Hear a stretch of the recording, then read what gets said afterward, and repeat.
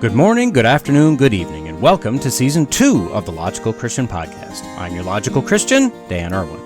Welcome to those who are here for the first time, and a hearty welcome back to the LCP faithful. What we do here is look at what the mainstream media feels is important to tell us about current events, politics, science, religion, and just about anything else, but we're not interested in their spin. We want to look at these stories logically, and we especially want to look at these stories as Christians. Links can be found in the show notes if you'd like to follow along. So with that, let's go be logical Christians. It was the best of times, it was the worst of times. It was the age of wisdom, it was the age of foolishness. It was the epoch of belief, it was the epoch of incredulity. It was the season of light, it was the season of darkness. It was the spring of hope, it was the winter of despair. We had everything before us. We had nothing before us. The words of Charles Dickens' famous novel, A Tale of Two Cities. It was written in 1859, but it sure sounds like today, doesn't it? On today's episode, first, we're finally taking Whitney Houston's advice and believing that the children may in fact be our future. If we teach them well, we can let them lead the way. We should show them all the beauty they possess inside. And then we'll hand those children directly over to the enemy. So, gird up your loins and prepare for battle. And also, gird up your loins and prepare for battle. Because, like it or not, here we go. My friends, we are currently participants in some of the worst times in all of human history. I don't know how we compare with the old classics like Sodom or the days of Noah. Realize that there are third world countries that have innumerable issues. But even from my very limited perspective, we are literally out of control as the human race. That said, I also think that you and I are and will be witnesses to some of the most amazing, jaw-dropping, eye-opening events in all of history. I made the comment probably 10 years ago or so that it felt like we were seeing a split between God and not God among humans. It was widening into a gulf that I don't think will ever come back together again. Now, at that time, I was seeing it primarily with the youth. Without delving into the exact nature of their theology, the general sense I was getting was that there were youth that were just on fire in their Christian beliefs, and those that couldn't possibly care less or were just hostile toward the whole thing. When comparing it to when I was that age, I mean, we were more middle of the road, to be honest, just kind of meh. I mean, in general, there weren't many that were just hostile toward Christianity, and there weren't many that were the Billy Graham or Ray Comfort type of evangelists. But about 10 years ago, the emotions were stronger than I had seen growing up. The adherents on both sides appeared to be more bold and more adamant.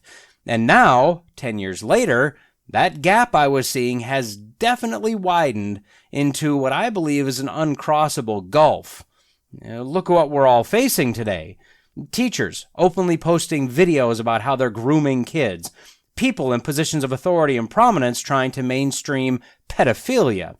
A drive, absent any data whatsoever, to stop the global temperature, which has never been able to be measured accurately, from raising 1.5 degrees Celsius.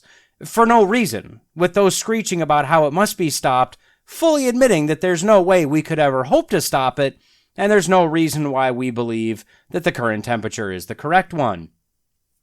We have abundant oil, coal, we have the ability to make safe, clean nuclear plants, and we're trashing all of that to rely on technologies that have no hope in meeting our demand. At the same time, we're deciding that we must put even more drain and strain on the grid by going all electric everything. And that includes stoves, because a very flawed study that really resulted in a big nothing was taken out of context. So now we all just believe that gas stoves are killing children. Other countries, and coming soon to this one, are banning the use of the very fertilizers needed to grow the crops at the levels needed to ensure that great chunks of the world's population doesn't starve to death. Not because the fertilizers are harmful or toxic, no, because of the climate. We have people in positions of great power who allegedly can't identify what a woman is, or at least they're willing to lie right to our faces about it. We have high-ranking government officials that are just absolutely mentally deranged. We have a military that's more worried about pandering to the diversity, equity, and inclusion crowd than they are actually protecting their country. We have a satanic temple now that's offering abortions as a religious practice, much like baptism in the Christian world, so they claim. We have humans melting down because they can't kill unborn humans at will. We have black cops who brutally kill a black man in a predominantly black city run primarily by black officials, and that's white supremacy. And please don't make me get into the COVID and or alleged vaccine that's not a vaccine by any stretch of the imagination, because I can, and I will, but I won't, for now. We're encouraging sexually perverted, mentally deranged, criminally deviant men to gyrate nearly nude in front of our children, and encouraging our children, and now encouraging individuals with Down syndrome to join them on stage at the stripper pole in their stomach-turning perverse actions. And we have an entire industry, including educated doctors, teachers, counselors, and supposedly loving, caring, protecting parents that want the right to mutilate their children both inside and out. I paint a picture that's not very rosy, I fully admit that, but I maintain that you and I are at a point in our history where we are seeing and will see amazing things, amazing battles, sides taken, battle lines clearly drawn, God or not God. Now, I don't know which side will win temporarily, and to what extent and for how long. I know the end of the book. I believe in a perfectly sovereign God, so I'm not worried about the ultimate outcome. But right or wrong, that ultimate knowledge doesn't always give me immediate peace knowing what my kid is growing up in and will have to deal with as an adult. Now, I get news alerts from my local news stations, generally so I know what kind of nightmare it's going to be to try to drive home after work. Where's the wreck today? I think to myself. But I got an alert the other day that put a huge smile on my face, and at the same time, annoyed me to no end. Found on WSAZ.com headline, Bill prohibiting gender-affirming care for minors passes West Virginia House. Okay, yeah, if you know what this is saying, you know why I was happy. If you understand how they phrased it, you'll get my annoyance.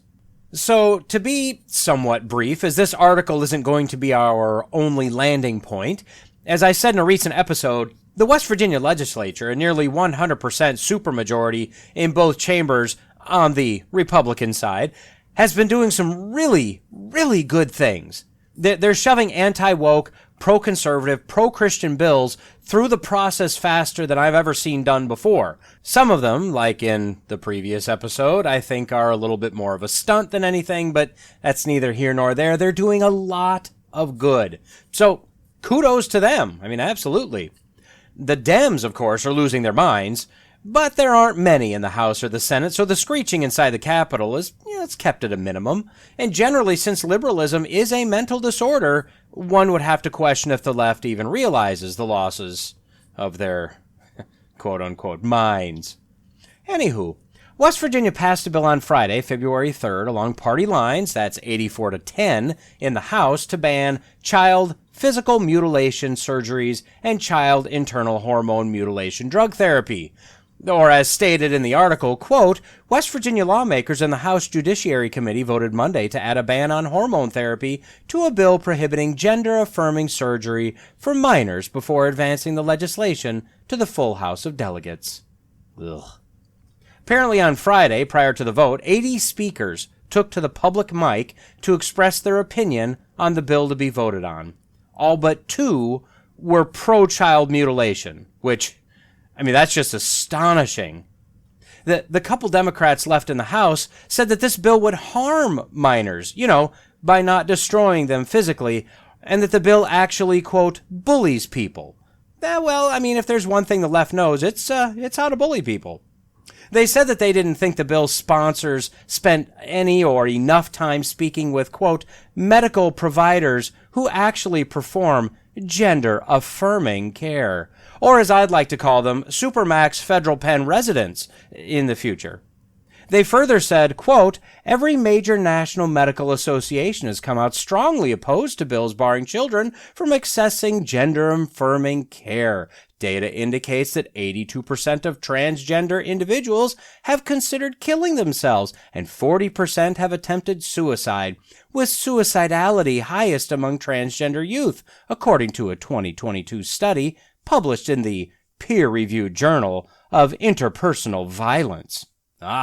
Well, hard to argue with that, right? I wonder, did they do any further looking at the data to see that the suicide rate actually increases for those that do transition, and that nearly all kids that are mutilated once reaching adulthood regret having had that done to them, and that nearly all that were stopped from this evil got over the confused psychological feelings within a few years and had no desire to pretend to be the other gender in the future. I'm guessing they probably didn't go that far in the statistics. That would have been hard.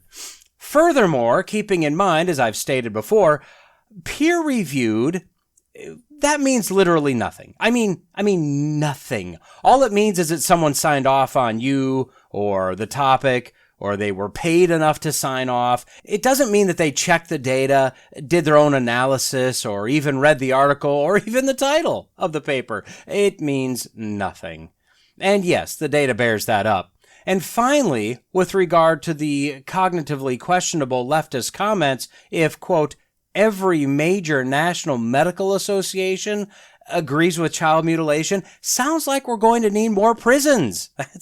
Bottom line, these organizations, in my humble opinion, aren't to be trusted. Not anymore. They're not interested in science or medicine or their oath to do no harm. They're interested in progressive ideology and being on the right side of woke. That is not who I want my doctor to look to when he's seeking guidance and training. Anyway, the bill is moving to the Senate, and I have very little doubt it'll pass the Senate and be signed into law. So, hey, that's great. Now, I know that I've been hearing about Utah doing the same thing over the last week. They've been stealing all of our good press. Jerks. So I want to get this right. Healthline.com says as of January 31st, quote, Utah becomes first state to ban gender-affirming healthcare for transgender youth. Seems like a similarly phrased headline, and I think an incorrect headline, maybe first in 2023. Fox News has the headline, quote, as Utah bans gender-affirming care for kids, detransitioned woman sheds light on social contagion in youth.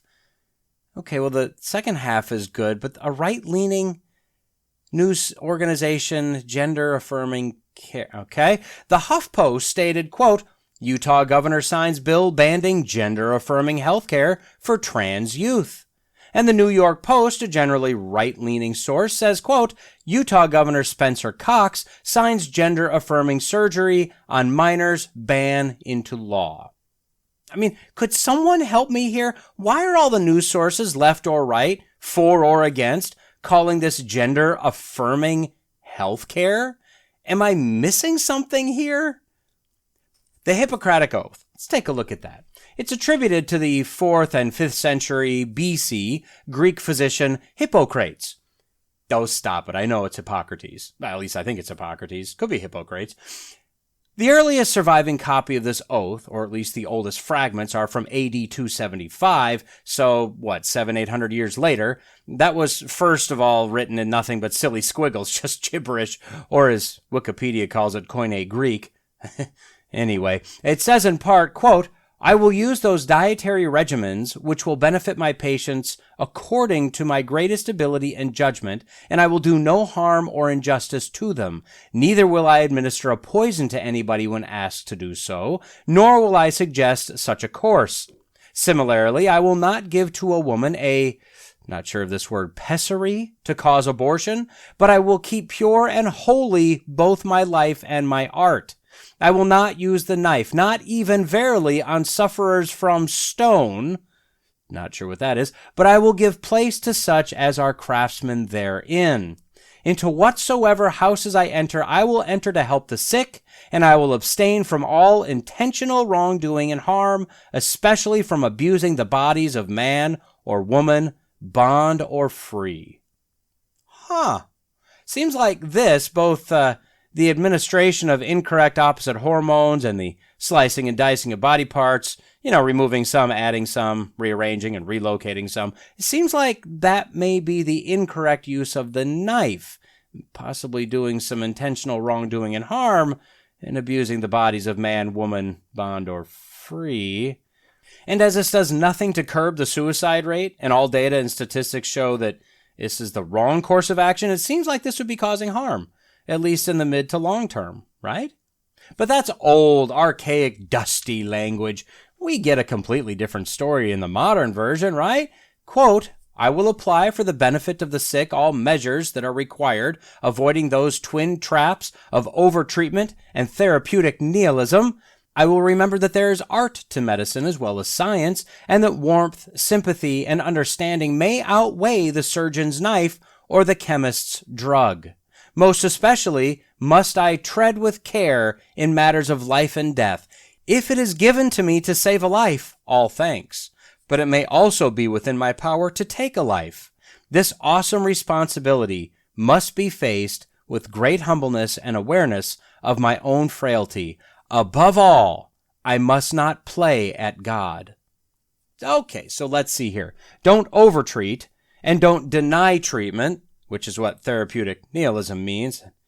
Would have been nice during the COVID era. It seems like chopping and slicing and slamming kids with hormones and blockers might be, overtreatment for a psychological condition that nearly all of them work through in a matter of a few short years. Am I wrong here? I don't think I'm wrong here.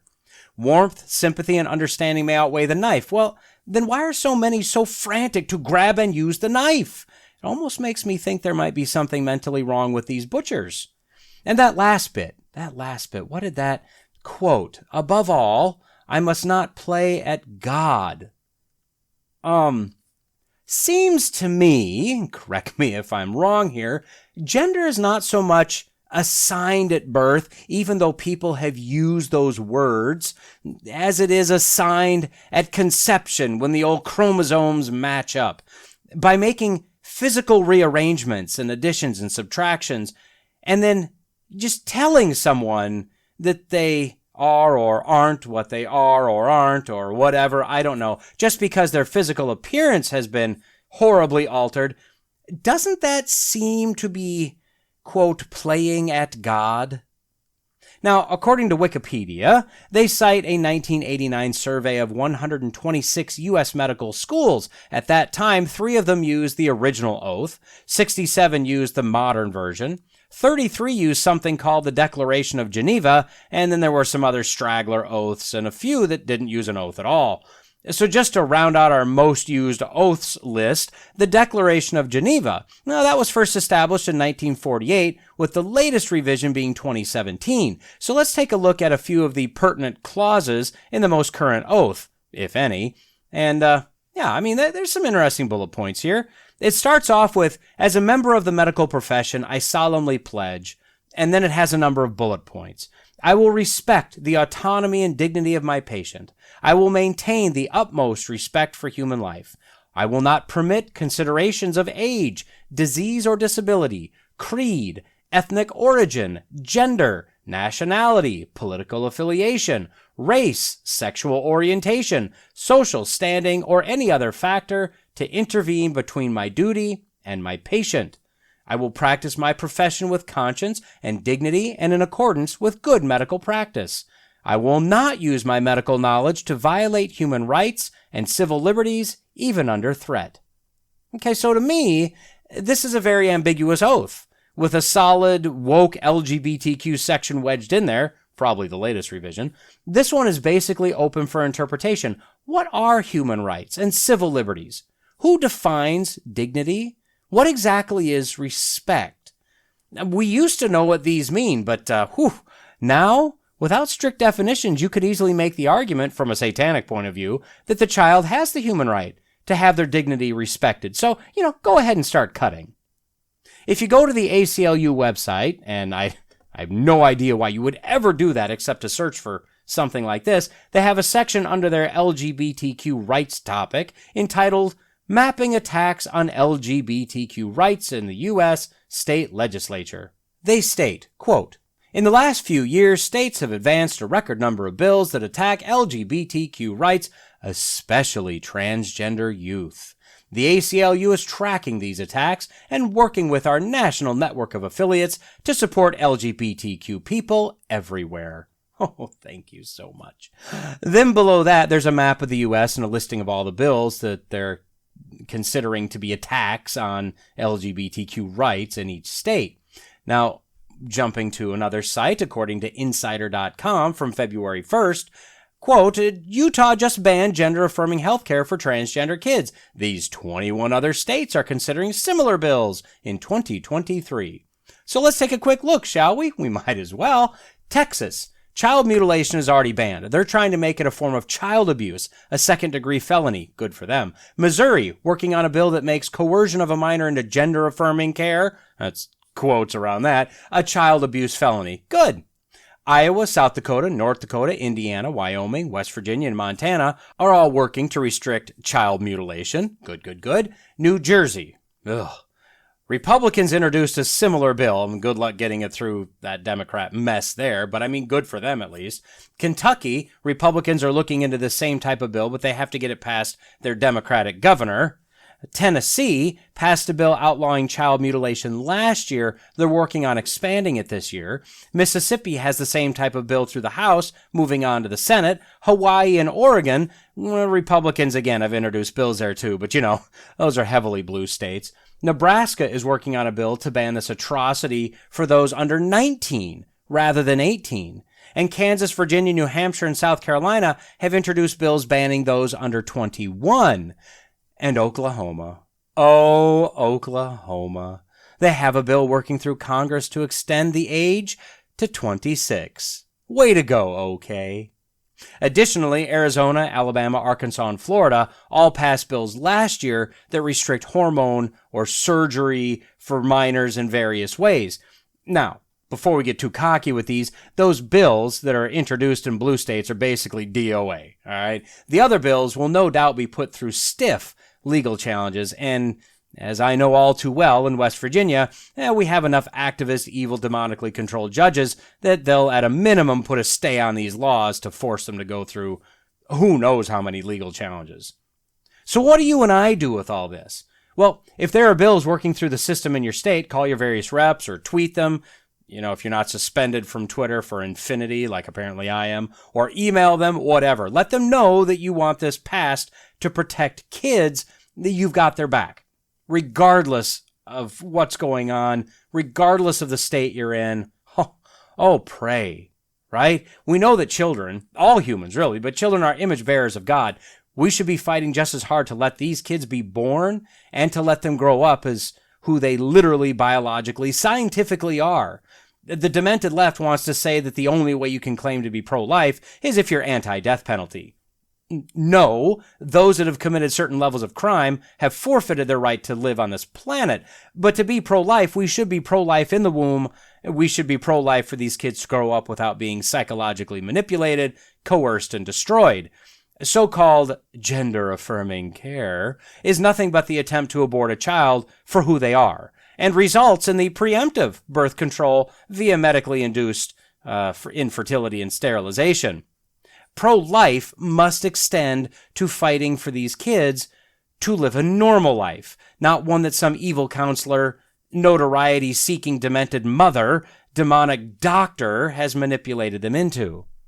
We, as Christians, as humans, need to be fighting to protect these kids, whether that's having very frank discussions with your own kids, which I've had with mine, whether that's reading and learning so you can educate others, whether that's calling your congressman and governor, or if it's running for office, or whatever way you can think of. We all have a part we can play, and we need to be playing it.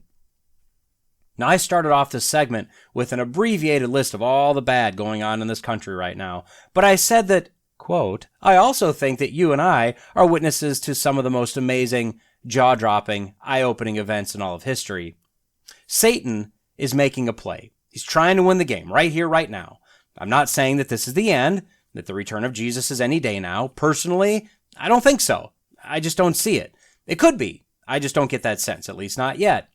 But every few generations, it seems like Satan sees an opportunity. leaders, attitudes, events all line up just right that allow him the chance to make another push for the end zone. So far, the world as a whole hasn't broken. And I'm starting to see that same sort of fight, the law written on the hearts of all mankind, right? Regardless of if they're saved or not, it's pushing back against what is clearly just pure evil. Now, I don't know that our push is as strong in this country as it used to be, but we're starting to see people waking up. From school boards to sheriffs to state legislatures and governors up through our federal governments, it's not necessarily overwhelming yet, but the cracks in the dam are starting to line up. Now, ultimately, God, as I said, is completely sovereign. So even this evil, gender-affirming care for minors, or anyone, is under the control of God. So from an ultimate standpoint, I know that God, who cannot sin, is in total control of all of this, with the ultimate end of being for the good of his children, and all of this for his glory. Now, how that's going to work that way, I have no idea. I'll probably never know this side of heaven, but I know that's correct. God is not shocked. He's not rocked back on his heels. He's not scrambling to try to figure out how to rescue these kids. He's in complete control of every atom in all of creation, including Satan. And yet, this does not absolve us of our duty to pray and to fight this evil everywhere in any way that we can. So hit your knees, and then when you're done there, get up, and instead of playing another game of, Fruit Ninja or Minesweeper, what the kids play these days, Cubert or Frogger, figure out what your role is in this fight, and then do it. I see good things starting to peek out over the horizon. Let's see if we can be a part of ushering that in.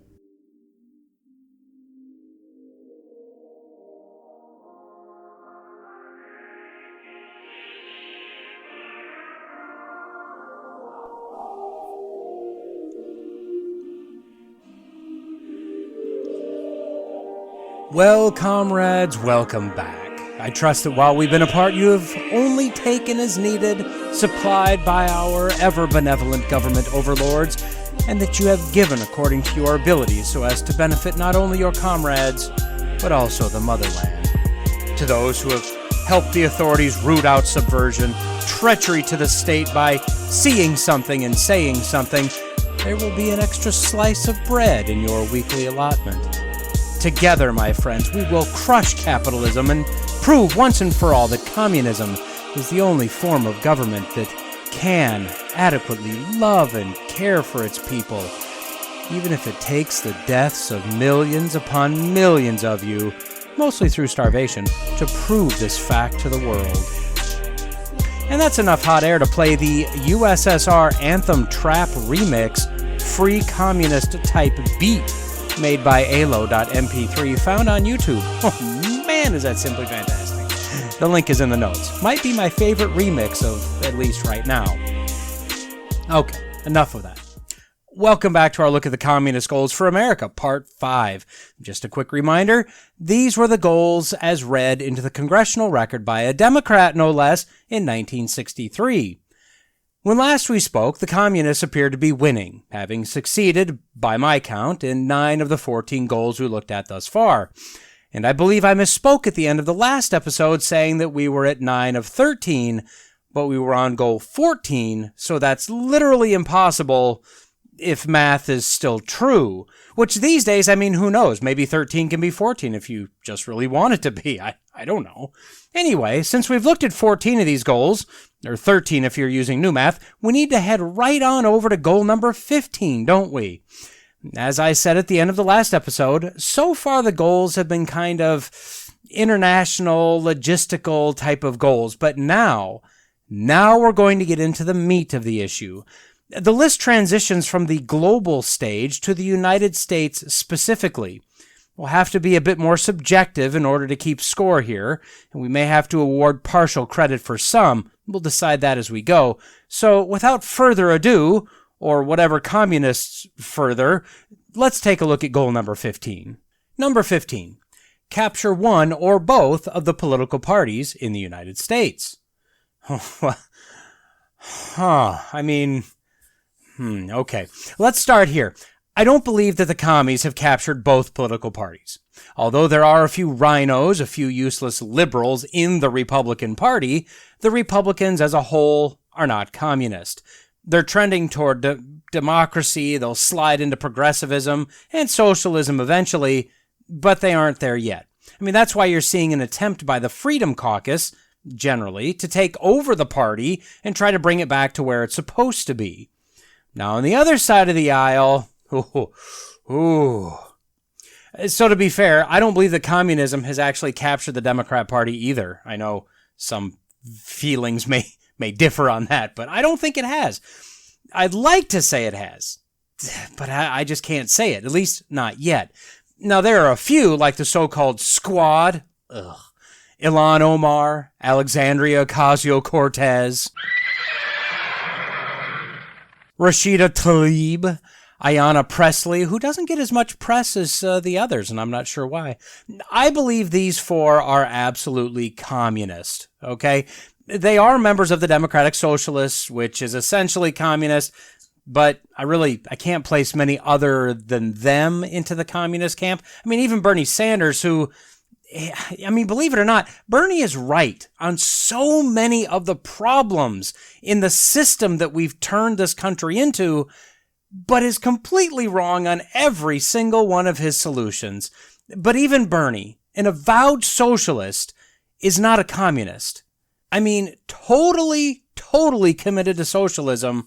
Doesn't live like it, but he says he is, but he's not a commie. That said, the Democrat Party is definitely simpatico with the communist ideology. There's absolutely no question there. They're anti-God. They're pro-big government and government takeover of industry. They're pro-union. They're anti-capitalism. They're pro-government provided everything. And they absolutely believe in an opulent elite ruling class. So although I can't give the commies this one fully, I'm going to give them a half point on this, half credit, because except for officially declaring themselves communist and kicking out the last few blue dog Democrat dangleberries that are still hanging on, they're for all intents and purposes closeted communists. We'll give them half a point. So that brings us to 9.5 out of 15. Goal number 16. Use technical decisions of the courts to weaken basic American institutions by claiming their activities violate civil rights. Okay, so it's been fully acknowledged that most courts in America these days don't go all the way back to that old dusty constitutional law. They pretty much stop at case law. So basically, if a court has decided something in the past, well, that's how we'll just interpret and decide in the future. And the more courts that agree with the initial ruling, the more solidified into pseudo-law that becomes. Now, don't get me wrong. The Constitution does not have all the answers. Much like the Bible, it's a guide. The big things are in there, but not every little detail is spelled out.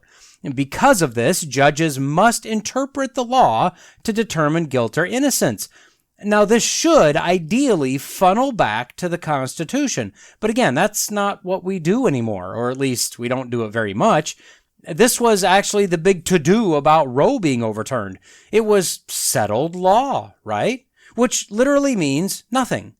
It means a couple rulings agreed in the same direction, but it was never added to the Constitution. It never had a basis in anything to do with the Constitution. It was just kind of wedged in there by some agenda-driven partisan judges. So when it was overturned, people lost their minds, but they have no idea that the case for Roe was built on absolutely nothing. So let's now turn to civil rights. Remember, when this was written in 1958, it had only been a few years since Rosa Parks had refused to move seats.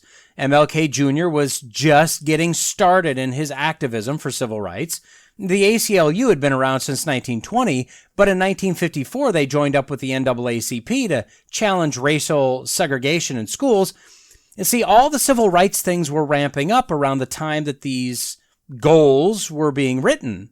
The ACLU was getting in full swing, which could be argued as a borderline communist organization anyway. You had the activism of progressivism, but it was kind of simmering below the surface at this point. It was stomped down in the Woodrow Wilson era, but it was still there. You had the heavily socialist programs of FDR that were put in place. The communists weren't wrong in thinking that the courts could destroy the very institutions and laws that built this nation. And let's look around a little bit. This is exactly what's going on today and has been for a very long time. The courts are simply playing a game of telephone. They're taking the last ruling and interpreting laws based on that, making a new ruling, and you keep going down the line. The ruling keeps getting farther and farther away from the Constitution. If they actually did it correctly, they'd bring it back to the Constitution and then work their way back up the chain. But that's not what we do anymore. And the ACLU is all over everything, especially where the Christian faith or family values are concerned. I mean, think about it. The black family has gone from one that was the most family-oriented in the country just a few decades ago to the most depraved demographic we have. The church has been neutered to the point that it either mostly stays inside its own walls or it changes to be more like the outside world. The schools that used to use the Bible and biblical teaching to teach reading and grammar, etc., now can't whisper the word Jesus in the halls, or they'll have lawyers all jammed up in the front door trying to get in. And the list goes on. Like I said, some of these are subjective, right? Personally, I'm giving this a full-out check, as although I think we can still slide farther into the abyss, I think we're far enough into the muck and mire that we can say this has been wildly, if not completely, successful. So that brings us to 10.5 out of 16. Goal number 17. Get control of the schools. Use them as transmission belts for socialism and current communist propaganda. Soften the curriculum. Get control of teachers' associations. Put the party line in textbooks. Okay, let's take the easy one first. Get control of teachers' associations. Oh, yep, check. I'm not saying this about most teachers, but the teachers' unions, yeah. First of all, it's a union. Union is a communist concept in itself. But these teachers' unions are some of the most corrupt, anti-American, anti-child, anti-teacher, greedy, nasty organizations in the entire country. No doubt in my mind that they would openly proclaim their allegiance to their communist overlords if they thought they could get away with it. As for the curriculum, well, I mean, the fact is that the ACT, the PSAT, the SAT, they've all been made easier over the last few decades. This is a fairly well-known fact. Because of this, the scores stay approximately the same on average, but the kids are dumbing. Do we remember Common Core math? Yeah, that's still around. They've changed the name. The states have adopted their own version of it. It's basically emotion-based idiot math. Kids with learning disabilities or behavioral problems are almost never held back anymore. They're never given their own class to be helped the way that they need to be helped. No. They're passed to the next grade where they can get more help because of some government title, fill in the blank with a number program that will take care of them. And we pass them along and along and along, and then we send kids that have virtually no education out the door of the school into the real world. The past couple COVID school years have shown how useless the curriculum is. Yes, kids could pretty much sleep all day, log on to the computer for a few minutes, and pass their classes with straight A's. Yeah, I think we can say the curriculum has been softened. Using the schools as a transmission belt for socialism and communist propaganda. No, I'd say that they've done a lot with that. The kids aren't being taught actual history anymore. Rather, groups like the 1619 Project are trying to force their lies into the classroom. The woke ideologies of social justice, anti-racism, and whatever other terms they can create are being taught, usually without parents being told. Sex education starts pretty much in preschool, I think, now, with full-out graphic detail, and now the addition of every made-up gender and LGBTQ propaganda is in there, too. As for socialism, yeah, I mean, the textbooks are popping up now with definite pro-socialism, anti-capitalism bias. The only thing I think I could say is that's not happening, at least, is the overt addition of communist propaganda and the blatant printing of the Communist Party line in the books. Now, all that said, not all, possibly not many of what I rattled off a minute ago would be considered communist in itself. However, the core of their plan is playing out nicely. Remove actual education. substitute in agenda-driven nonsense, remove the ability for the kids to think, create a Pavlovian response to whatever stimuli, and that makes a good, unthinking, unfeeling communist. The ironic thing is that those multicolored hair, pierced, non-gendered indoctrinators that somehow hold teaching degrees that are on TikTok talking about how they're brainwashing our kids, they'll be among the first to be locked up or disappeared under a communist regime. See, the communists see no redeeming qualities in these people and have no use for anarchist nonconformists that push social degeneracy into the culture. In short, they're useful idiots. When their use is over, so are they. I'm going to give this one a half a check, as much has been accomplished, but we're definitely not fully at their goal yet. Plus, that gets me away from decimals, so now we're 11 of 17. And just for fun, let's hit one more, shall we? Goal number 18, gain control of all student newspapers. So, a newspaper is like Facebook, but printed on paper, a bunch of sheets of paper with like Facebook yard sale on a couple of the pages and dating profiles on a page and some human interest stories, some news stories, stuff like that. You can't click anything, and pinching your fingers won't zoom the images in and out, and you can't reply or like any of the articles. It was an old form of communication, back in the day. Well, with the demise, for the most part, of actual physical newspapers, we have to go to the context of this goal. Student media sources. So what are those sources today? Well, you've got Snapchat, Instagram, TikTok, YouTube, to a lesser extent these days, Twitter and Facebook, Twitch and Reddit. There are others, a lot of others, and there will continue to be others that will pop up. As of right now, discounting the fact that TikTok is, in fact, communist China owned and managed, with the facts coming out last year, I believe it was, that while TikTok sends our kids videos of stupid human tricks and stunts to emulate, causing the death of at least a few kids before parents are warned to talk to your kids about the danger of having someone hold your head underwater until you stop moving around so much, or whatever idiotic stunt they're trying now. So while TikTok sends American kids those videos, Chinese kids, when they're allowed on the app, are sent videos of Chinese kids doing amazing things, designing and building things, athletic feats, academic prowess, etc., etc. Yeah, the old Chi-Coms got us on that one, didn't they? As for the rest, the Instagrams, the Facebooks, the YouTubes, etc., etc., these are sitting about the same place as the schools that we just talked about. The useful idiots on there convincing your kid that he's gay or she's a he or whatever. They're telling kids how to lie to parents and how to have sex with whoever and whatever and however you want, how America is evil, and on the list goes. Again, not specifically communist in nature, but creating a world of brain-dead, angry at America, anti-parent drones. Once we get a couple generations under our belt of that, those influencers will be carted off to Siberia to break rocks for a living, and the communists will be able to do as they please. So although Twitter has been rocked recently with the acquisition by Elon Musk, the reality is platforms like YouTube and Facebook and Instagram, they have moderators that will sneak up behind you and ask you if you really want to post that. Seems mean, or maybe I think that might be misinformation. I'm going to have to go ahead and ask you not to post that. And then if you post it anyway, they go through a process of warning others of your subversion, and then eventually they just shut you down. Now, the process through these steps may not feel violent, and maybe you've never had to take something down or apologize for your blatant hate, but trust me, I guarantee that at least a small percentage of all these fact checkers are in fact communist and are watching for whatever makes Mother Russia look bad.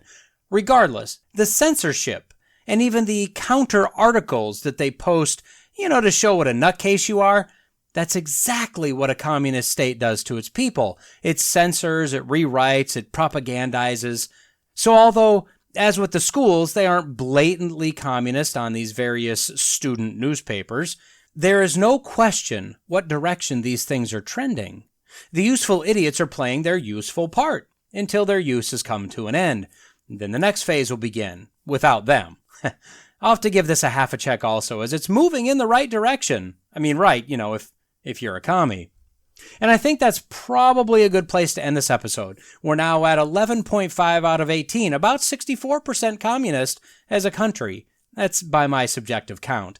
Your conclusions may vary, and that's fine. It's not like we're flying the hammer and sickle anywhere right now, so you may believe that we're not as bad off as I do. That's your prerogative. On the other hand, you may be outside every day waiting for the paratroopers to drop in, speaking some funny gibberish language. Regardless of your position, what I think we can all agree on, at least if you're listening to this podcast, I think we agree on this, is the direction. Despite the exact distance down the road, we're definitely on that road, barreling our way toward the end goal, to be good little communists.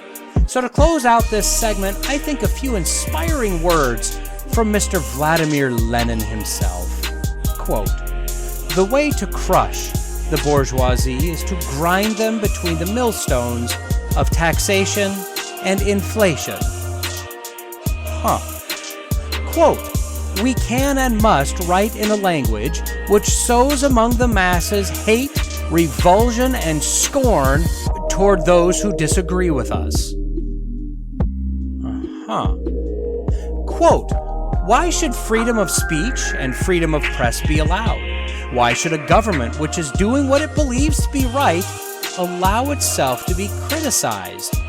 It would not allow opposition by lethal weapons. Ideas are much more fatal things than guns. Why should any man be allowed to buy a printing press and disseminate pernicious opinions calculated to embarrass the government?" And finally, quote, "Give me your 4-year-olds, and in a generation, I will build a socialist state." So, keep working hard for the greater good of society. The motherland needs you for now, until your usefulness ends. Bye for now.